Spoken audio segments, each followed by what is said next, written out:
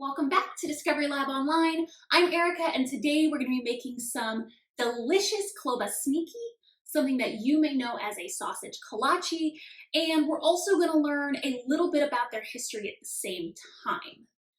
The recipe I'm going to use today is from 1940, and it was published in the Big Spring Weekly Herald down in Big Spring, Texas.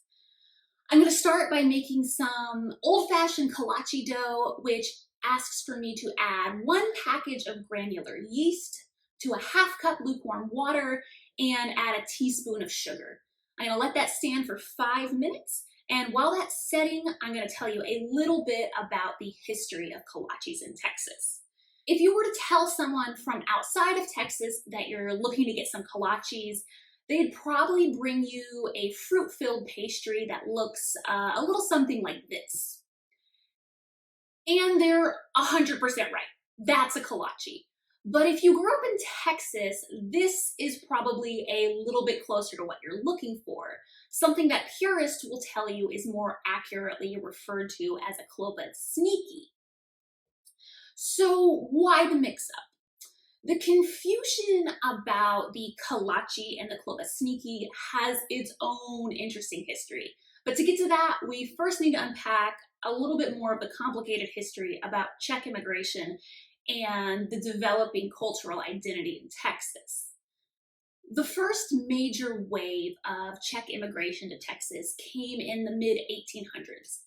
They were drawn to Texas primarily because of the large amount of inexpensive farmland.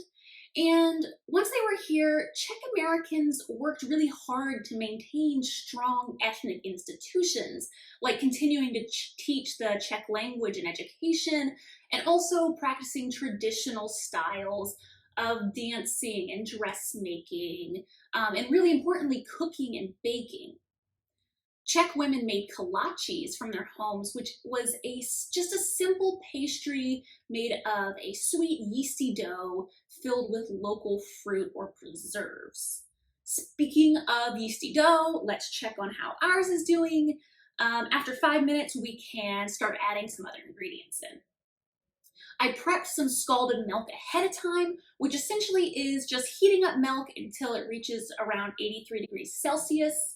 If you don't have a thermometer, you can just check for when a film forms on top. You don't want it to fully boil. People used to scald milk because in a time before pasteurization, you would need to scald it in order to kill off some of the bacteria.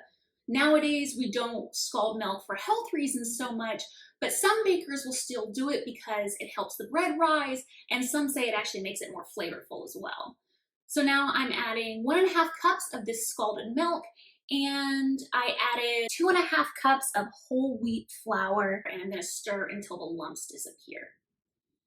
After I let it rise for 30 minutes, I add 1/3 cup sugar, 2 teaspoons salt, 1/2 cup of melted fat. I just use butter, but you could always use lard if you have access to it and wanted to be super historically accurate. Then I added 1.5 cups white flour and 1 egg, well beaten.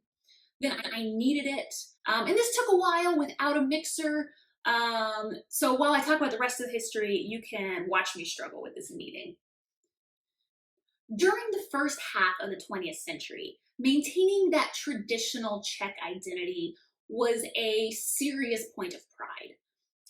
In the second half of the 20th century, it was still important, but Czech communities in Texas now started emphasizing a Czech Texan identity, which some people refer to as Czechsin. And this highlighted the creation of a distinct new culture that was neither Texan nor Czech, but rather a mixture of the two. And the klobasniki, what we're making today, is a really perfect example of this new Tex-Czech cultural identity. In 1953, Wendell Montgomery, the owner of Village Bakery in the city of West Texas, got the idea to put sausage inside of kolache dough after watching someone eat a hot dog. He called it klobasniky, meaning little sausage. Now, some Czech bakeries argue that this wasn't a brand new idea in 1953, but either way, the dish blew up in popularity after it was added to the Village Bakery menu. But that doesn't quite answer the question of why everyone refers to these things as kolaches rather than their actual name. After the dough is prepped, we will get back to that question.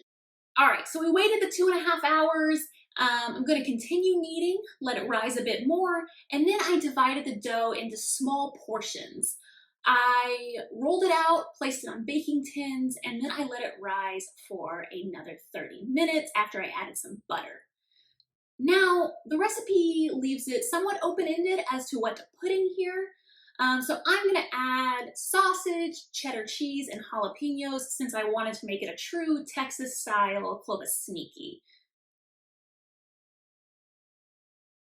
Then I baked it at 350 degrees for 20 minutes. While those are baking, let's pick up where we left off. And that is with the question of why does everyone call klobasnikys sausage kolaches? Well, after the klobasniky started gaining a lot of popularity, some bakeries weren't quite as strict on the definition of a kolache. Some argued that no matter what you put inside kolache dough, it would still be a kolache because it was generally just a free-for-all. And the confusion only increased in 1982 when the Kolache factory, which is a Houston-based chain, started selling klobasnikys under the name of sausage kolache. For Texans that had never been to the Czech bakeries of Central Texas, that is what became known as a kolache. And bakeries started following suit because that's what the customer was familiar with. So if you're in a Texas bakery now and you ask for a sausage kolache, most people will know what you mean. But maybe next time you're in a Czech bakery in Texas, ask for a klobasniky and see what they say. They might appreciate your use of the historically accurate word. And here is the finished creation, which is homemade klobasniky. This recipe was actually fairly easy to follow and the results were really tasty.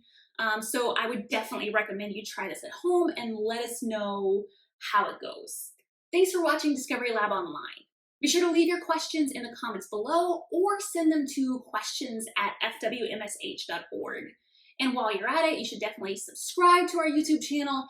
And if you enjoyed this, please let us know by leaving a like on this video. Until next time.